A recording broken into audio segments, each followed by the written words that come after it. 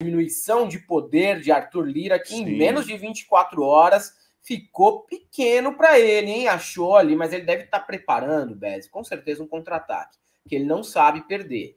Assim como Eduardo Cunha, ele não é de aceitar a derrota. Vamos esperar aí nos próximos dias, horas, semanas no máximo, 72 horas talvez, o que Arthur Lira prepara para retalhar Lula depois das vitórias que veio por meio do STF, mas que com certeza tem as digitais do novo presidente, ele deve ter costurado ali nos bastidores alguma coisa em relação a isso, porque Lula, de bobo, como eu já disse, não tem nem a cara, diferente do Bolsonaro, que tem sim cara de bocó, tem cara de trouxa.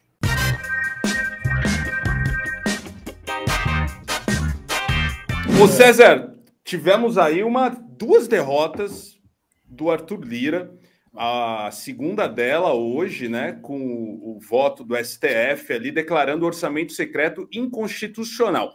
Eu vou ler aqui, aí você comenta, por favor. O Supremo Tribunal Federal decidiu na segunda-feira, por 6 votos a 5, considerar inconstitucional o chamado orçamento secreto.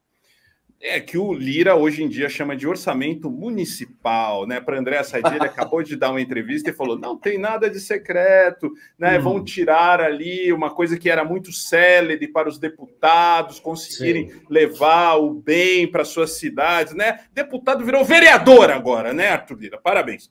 Orçamento secreto é como ficaram conhecidas as emendas parlamentares, cuja distribuição de recursos é definida pelo relator do orçamento. Né? E aí depois do vereador federal, Bezi, rapidinho, depois do vereador federal, agora você tem um deputado municipal. Deputado municipal. Ó, quem votou a favor de extinguir o orçamento secreto, além da Rosa Weber, Edson Fachin, Luiz Fux, Carmen Lúcia, Luiz Roberto Barroso e Ricardo Lewandowski, contabilizando 6 ministros. 5 ministros votaram entendendo que as emendas do relator podem continuar sendo distribuídas. Quem são eles?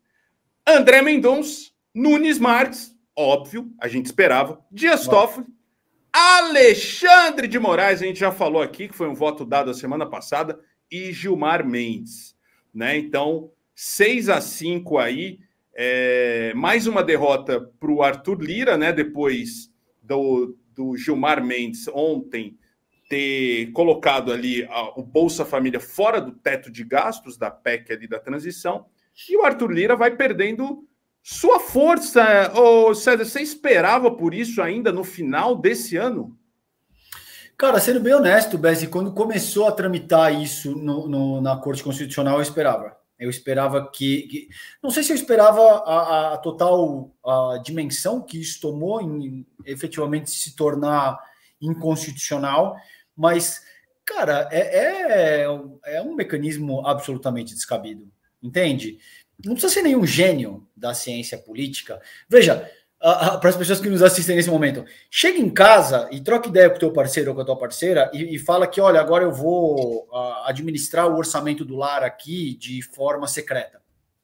Veja o que a pessoa vai te falar. Eu não quero prestar satisfação de com o que eu gasto, quando eu gasto, se sou eu que gasto ou não, ou se é um amigo meu que vem aqui pegar o dinheiro que você usar para comprar arroz e feijão para tomar uísque. Pô, é óbvio que isso vai dar, não precisa ser nenhum gênio da ciência política para entender que não faz o menor sentido e que isso mais cedo ou mais tarde haveria de ser derrubado. A meu ver, cara, a Corte Constitucional brasileira entendeu o espírito do tempo, a virada de chave que a própria derrota do bolsonarismo representa e quis catalisar em cima disso, matando dois movimentos com uma tacada só. Entende? Que é bom, isso aqui vai ter que ser revisto. Você não tem como manter essas RP9s, que o cara, ele atribui o que ele quer, para quem ele quer, sem ter que pôr o nome dele na fita, sem nada. Entende? Pô, que loucura é essa, meu irmão? De uma das democracias, das maiores democracias do mundo, você vai ter esse tipo de mecanismo que permite gastar orçamento sem nenhum tipo de racionalidade, sem nenhum tipo de efetividade, de forma a colocar o governo federal sendo chantageado pelas alas mais fisiologistas do Congresso, gente que não tem proposta, que não tem ideologia, que não tem agenda social, que não tem nada. É óbvio que isso só passa... Veja, o fato disso ter sido implementado, a meu ver, já é um sintoma muito profundo da fragilidade intelectual do nosso povo no que diz respeito a questões políticas, entende? já é um sinal muito claro do analfabetismo político que nos acomete. Porque se o cara entende minimamente de questões sociopolíticas, ele vai falar, não, isso aí não vai passar. A população brasileira não vai ser capaz de aceitar um absurdo como esse. Então, mas não tem não tem um ingrediente muito forte que é a falta de jogo político do Bolsonaro, que é um presidente que não preside nada e aí teve que passar para o Congresso também? Totalmente, concordo. É fruto da inépcia, da cretinice, do quanto ele é uma figura limítrofe enquanto presidente. Veja, gente, a política, a despeito de tudo que foi dito ao longo dos últimos anos, é absolutamente fundamental, porque é a única forma de evitar as vias de fato. E a única forma de evitar as vias de fato através da política é que uma parte seja capaz de persuadir a outra por meio de ideias. Esse é o jogo político, entende? Eu preciso conversar com vocês dois a ponto de dizer, Helder, Beze, vocês estão de acordo comigo? Eu preciso ser convincente e persuasivo bastante para que vocês digam, bom, tudo bem, a gente vai seguir o que o César está propondo e isso é capaz de dirimir um conflito, de evitar um conflito de qualquer ordem, entende? Então, cara, é óbvio que o Bolsonaro não fazia política, ele não tem habilidade para isso, ele ascendeu num momento que era o mundo inteiro, as mídias hegemônicas brasileiras, disseminando antipetismo até as tampas, então qualquer um que se vendesse minimamente como antipetista, contra os vermelhos, ia ser eleito, ele ascendeu nessa e nunca soube fazer política, cara. Se ele soubesse efetivamente fazer política, ele tinha ascendido antes, ele não tinha ficado 28 anos no baixo clero da política nacional e teria se tornado presidente da República numa tacada absolutamente específica que permitiu essa conjunção de fatores a qual eu me refiro. Quando isso acontece, o que ele faz? Ele compra.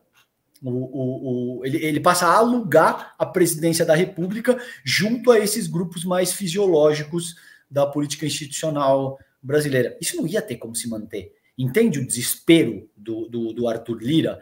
Em tipo, não, 22 é Bolsonaro, pelo amor de Deus, porque esse cara é a minha galinha dos ovos de ouro, cara. Se eu perder esse cara, é óbvio que no mínimo, eu vou perder muita força. No mínimo. Porque agora, de ontem para hoje, o cenário que o Lira passa a estar vislumbrando eu vou ter que lutar pela presidência da Câmara.